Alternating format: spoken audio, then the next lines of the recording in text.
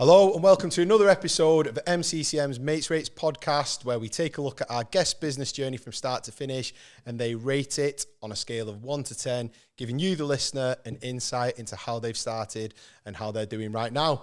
Today's guest is Gemma Betton. Hi. From G Inc. How are we doing, Gem? You okay? Good, are you? I'm very well. Welcome to Mates Rates. Thank you for having me. Good stuff. So, first of all, we get straight into it. We talk about your startup experience. So tell us a little bit about where you've come from and why you started the business. Okay, I always get asked this because it's quite an interesting, can't speak, industry, being a tattoo artist.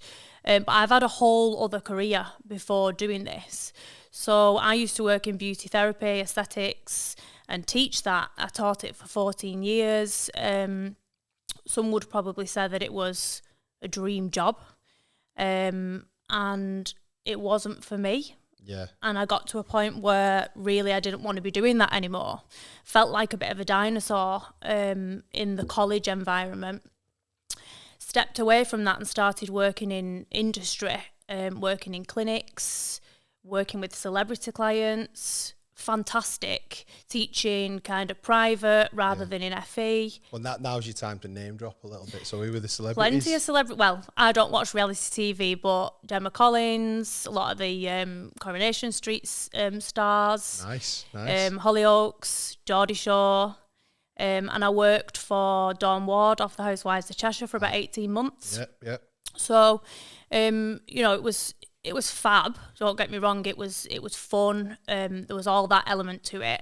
I was teaching private rather than teaching in FE. Anybody would have loved it, but I still wasn't really getting what I wanted from it. So that whole background would probably be like a dream job for somebody else, but it just wasn't doing it for me. What was it that wasn't doing it for you? Can you put your finger on it? I've often wondered if it's because I went into teaching so young, because I was 21 when I started teaching. I wonder if I would have come to that later on in life, whether or not I might feel differently about it. Yeah. And also the industry that I was in, it really started evolving massively. It went from doing a brow tint and shape to, injecting fillers and doing Botox. It grew massively. And as an industry, I felt like I wasn't really in love with evolving with it. Yeah. But I wasn't getting that job satisfaction, I don't think, from doing what I was doing either anymore. Still loved, being in the classroom, but just wasn't getting that buzz from doing it anymore. Yeah, and I think that's part of why we do this podcast, is to give people an insight into doing something that you love is much more fulfilling than just doing something to fill the bank account. Absolutely, because for me, it had got to a point where I felt like I was being a bit selfish because I wasn't loving doing what I was doing. Everybody else thought it was great. And I literally went home one day and said to my husband, I don't want to do this anymore. I don't want to do it. And he's very, very careful. Everything's well thought out. Now's not the right time. And he said, right, you need to do whatever you want to do. So really, it was the go-ahead. I got given the go-ahead. And if I'm completely honest with you, having a massive set of balls to go and do it, because that leap was everything. You know what I mean? I could have just sat. I could have just stayed doing what I was doing till retirement. Yeah. And what year was it that you decided to take that step away from that industry? So it was on the build up to what happened to be COVID. All right. So it was, none of us knew it was going to happen, did we? So there wasn't, I don't think there's ever a right time, but it was quite a strange time to transition from doing what I was doing into, something else. Yeah. And obviously having that longevity and stability for so long, and then trying to do something new, and then COVID happening and throwing even more shit at it. Absolutely. I bet it was a difficult experience for you. It was, because I've still got friends in teaching, still got friends that work in education, and they were still cracking on. They were teaching remotely, they were doing all the Zoom stuff. Everything for me absolutely stopped. We couldn't do anything in tattooing. Even if I'd stuck in the beauty industry and been working in clinics, we would have had to stop. So going back a couple of steps, talk to us about that first kind of step into the tattoo industry. So why did you think that tattooing was a progression from aesthetics, or is it something that you've always had in the back of your mind, like I would love to do that? Definitely something I've always had in the back of my mind. I did art and design when I first left school, and I hated it. If I'm being completely honest, I hated the course, couldn't see myself going to university doing anything like that. So I kind of fell into the beauty industry. I kind of got my kicks out of doing stuff like special effects makeup, teaching body art, all that sort of stuff. So it fed me for a little while.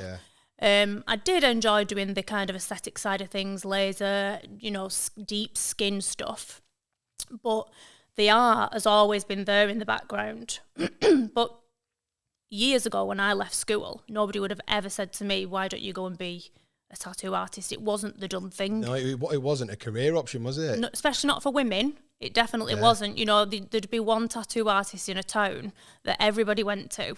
It was like Hell's Angels vibes. Yeah, Bulldogs and England flags. Exactly. Yeah. Go in, pick off a flash sheet, I'll have number 3, and that was about it.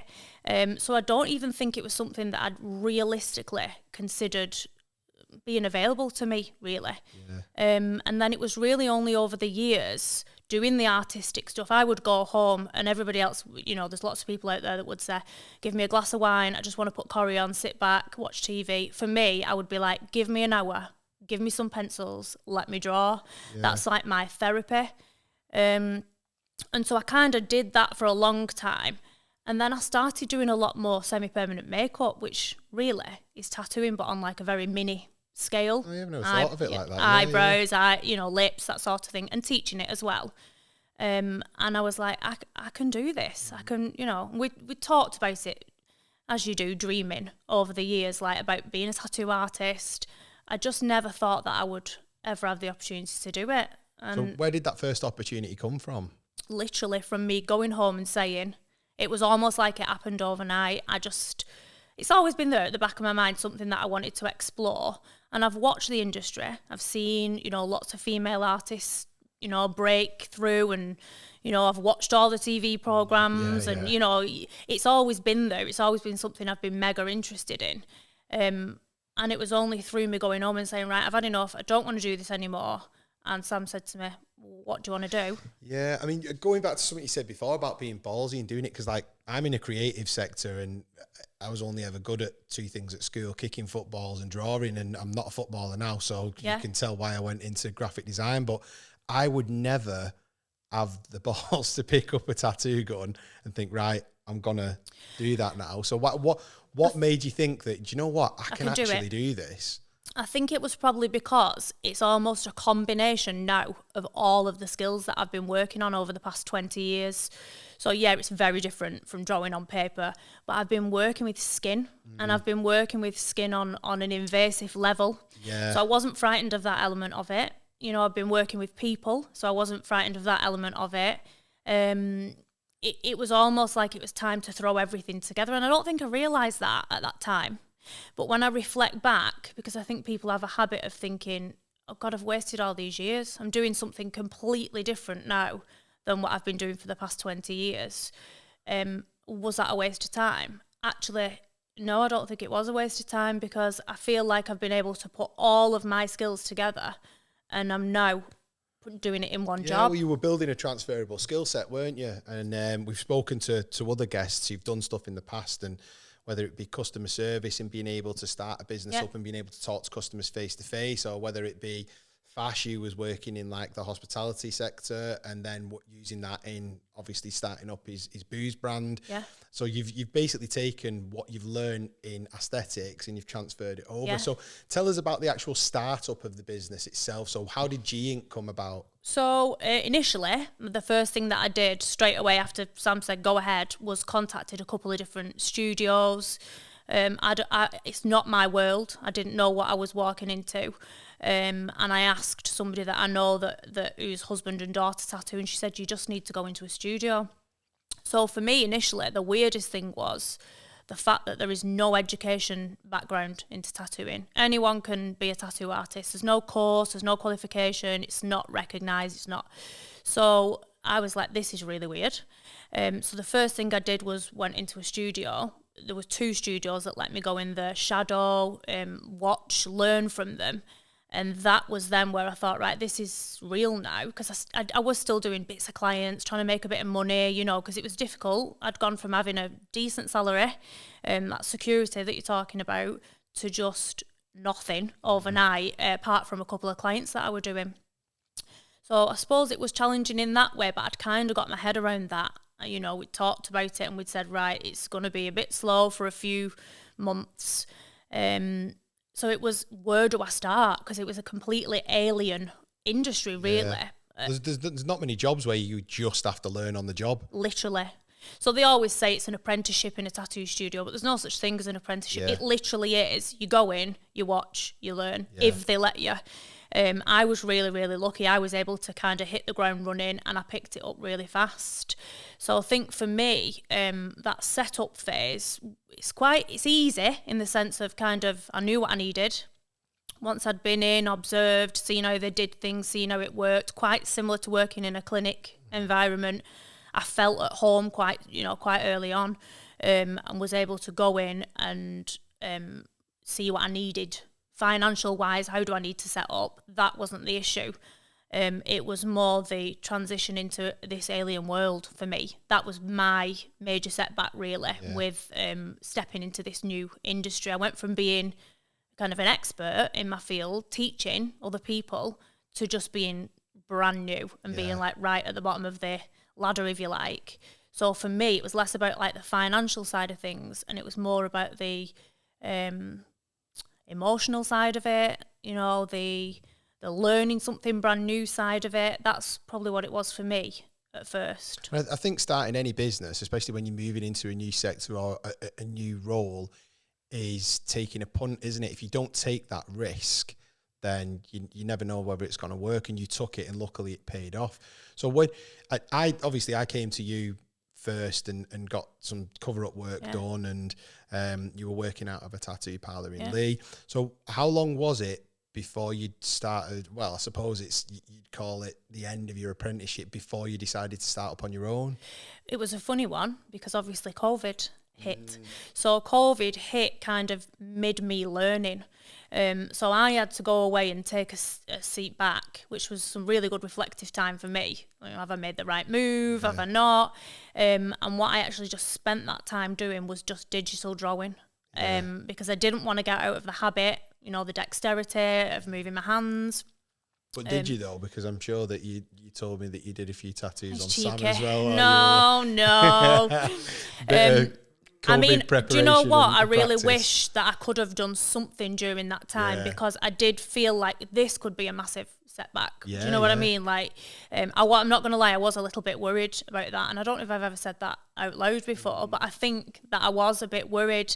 Has this come at the really wrong time for me? So it was a funny one, that. And I think what it was then, when it came to coming back into the studio that I was in, they needed to cover the costs that they'd lost. They needed a lot more money off me for rent, and it wasn't something that I could do at that time. So I really was propelled into looking for another location. So although I'd always been on my own, it was me, you know, I was my business under the roof, if you like. That is really where G Inc. was born, because I had no choice but to find another premises that, you know, I could afford. And then that's when I really came into my own and started, you know, my business properly, really. Started G Inc. out of necessity, really, from wanting to try and, well, you need to earn, you need to make a living, but also knowing you as I do as well, I think that probably spurred you on to think, you know what, if they don't want me, I'll go away and be a success myself anyway. So it's a sink or swim situation, isn't it? And it was just one of those things where it was scary. Again, it was another big step kind of going on to it wasn't something that was in my 5-year plan, maybe not even in my 8-year plan, you know, to just go on my own. But I think you're right. I think that I grew as soon as I moved and I was on my own. I kind of did things my way, and it's just been, you know, brilliant ever since, if I'm honest. Perfect. So out of 10, rate your startup experience, because obviously it's been a long journey to get to the actual startup of the business. And as you said, it's a massive learning curve jumping from one sector to another. So rate it out of 10 if you could. Minus COVID. Yeah, minus COVID, because I think that's a challenge, isn't it? But I think your startup experience, understanding your finances, the skill set that you need, and just understanding the actual role that you're stepping into, what would you rate it as? If you'd have asked me at the time, I would have probably said it was a smooth transition minus COVID. I would have probably said 8, 9. Yeah. When I look back, I underestimated what this job involves. So now I would probably say 6. Yeah. Yeah. You know, the things crept up on me in this industry that I didn't realise were going to be so big. Yeah. Like the time that I spend at home working. It's like a lifestyle being a tattoo artist. It's not a 9-to-5 job. And I really underestimated that when I first, you know. I think taking the title tattoo artist out of it, being a businessman or businesswoman is a lifestyle. You have to commit wholeheartedly to it. And a lot of people, when we've interviewed them previously, 6 has been the average number on terms of a rating, because hindsight is a beautiful thing. You think at the time that you're bossing it, or the flip side of that coin, you think at the time that you're not doing well. Yeah. But actually, when you look back on it, you are kind of middle of the road, because you've still got a way to go, but you've got past that first obstacle. You've got all that excitement, haven't you, at that stage? All that ambition, all that drive, and then reality hits a little bit. Yeah. But yeah, no, you're right. Yeah, and I think that leads us nicely into question 2. So obviously you've got over that first hurdle of taking that step into this new career and this new business. And then you've already mentioned COVID hits, which is a big challenge. Yep. But tell us about your biggest challenge to date as the owner of G Inc. What would you say it's been? I'd probably say, because I've thought about this and I've been asked this loads, to be honest. Everybody thinks it's a dream job. It is, don't get me wrong. It's brilliant when we're in that studio. That's like, I always say this is the fun bit. It's, for me, time management. That's the bit I underestimated. So I can literally start my day at 6:37 in the morning, get home after tattooing all day, get home. My kids are lucky if I feed them, and then I'm back on the iPad, and I can be doing that till midnight, and then I close my eyes, I'm dreaming about tattoos because I'm thinking about designs in my head, wake up the day after, and it all starts again. So it definitely is, for me, that has been my biggest challenge, not the financial side of things. Don't get me wrong, it's, you've always got to be aware of that side of things. But for me, it's the time management, I think. Do you know what? I think that's a really open and honest answer, that, because a lot of people would skirt around that, because time is something that none of us really have, and it's also something that as a business owner you kind of take it for granted that you do give up all your time, and it's not something that you look back at and think, bloody hell, I should spend more time with my missus or my husband or the kids or the dog or my mates. It's something that. And we've got a future guest who's a new dad who we're going to speak about, and I'm sure he'll touch on time as well, because his sector's very demanding as well. And I think that when you look at time as a whole that you put into a business, you do only get out of it what you put in, and it's testament to the amount of time that you've put in that you've had this really quick success from. Very true. How long has G Inc. been?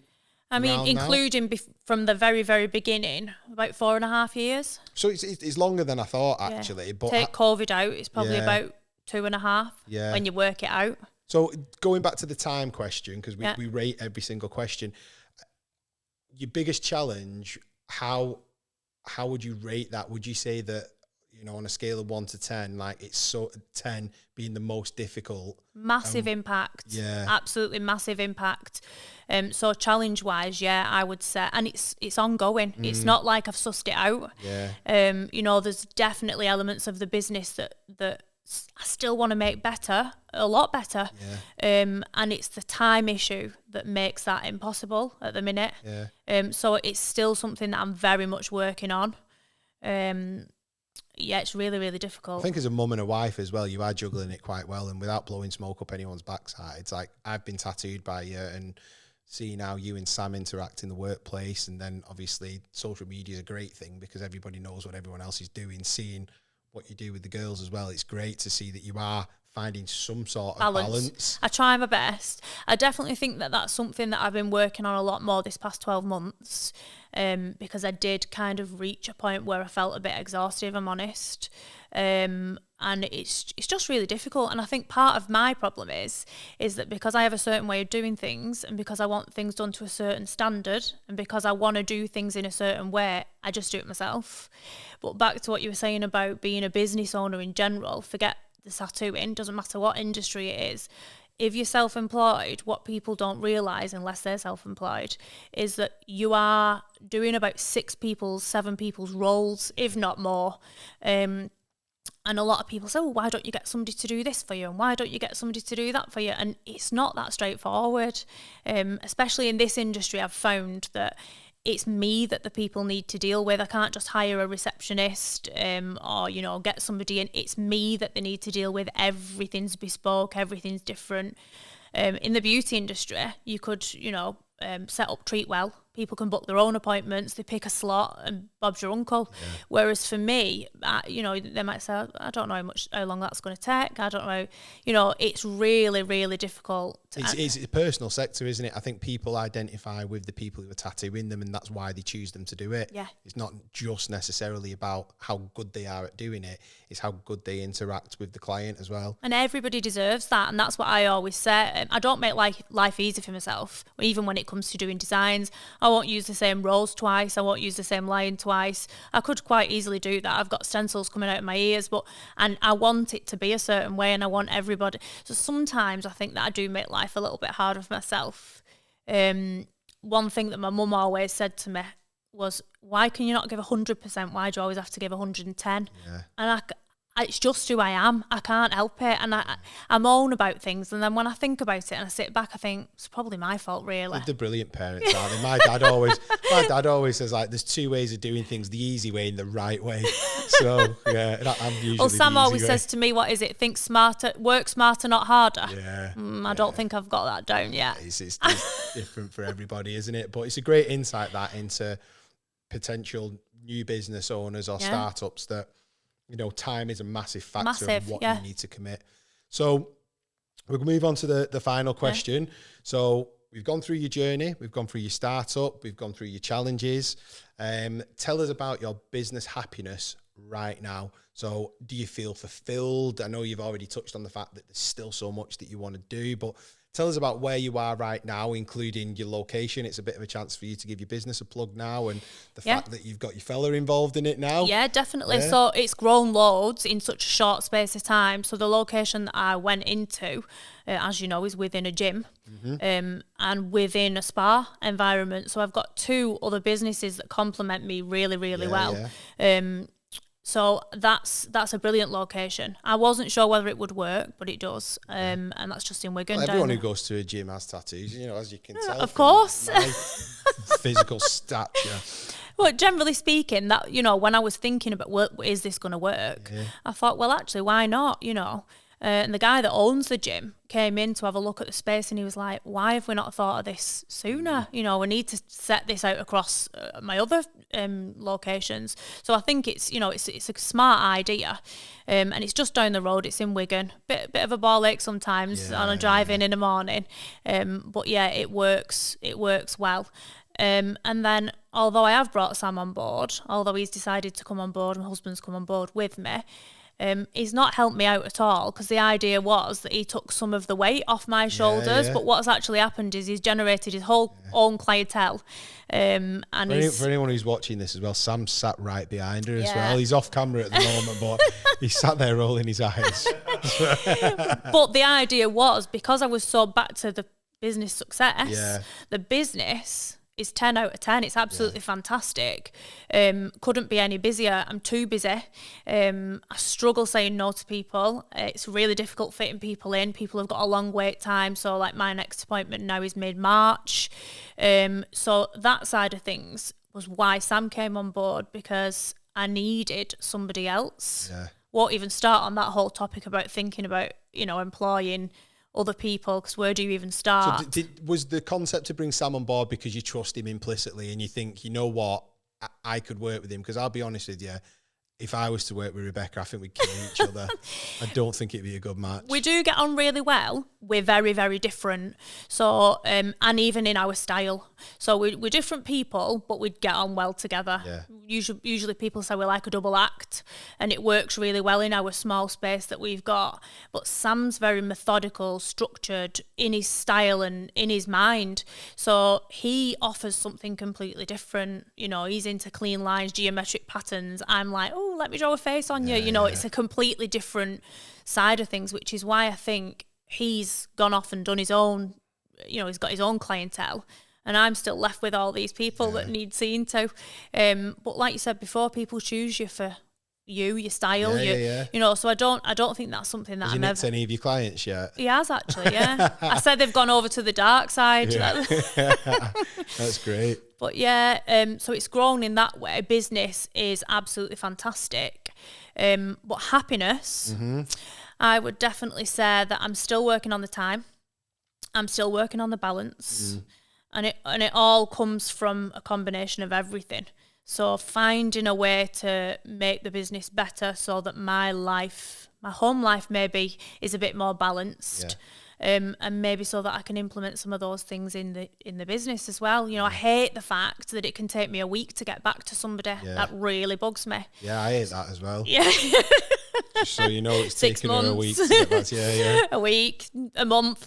I hate that element of it. So business-wise, that bit could be happier. But I think that all then comes back down to like the time restraints. And I think it's difficult for anybody to say that they are 100% happy all of the time. It's impossible. If any of the time, if you're a business owner, you get to maybe a 7 or an 8 and you think, you know what, I'm content today. Yeah. I've done a good job. I've completed a project. I've earned a bit of money. Yeah. I'm probably going to go home and have a glass of wine, and then you turn your laptop on and you start all over again when you get home. So everybody says it. I mean, I can be sat eating my tea. I'm on my iPad. We'll go out for a meal. I'll be sat on my iPad. It's ridiculous. It's absolutely ridiculous. Yeah. But then, do I love doing what I'm doing? Absolutely. You know, absolutely. So I think it's hard. It's a really hard question, that, because some of it's 10 out of 10. Some of it's up there.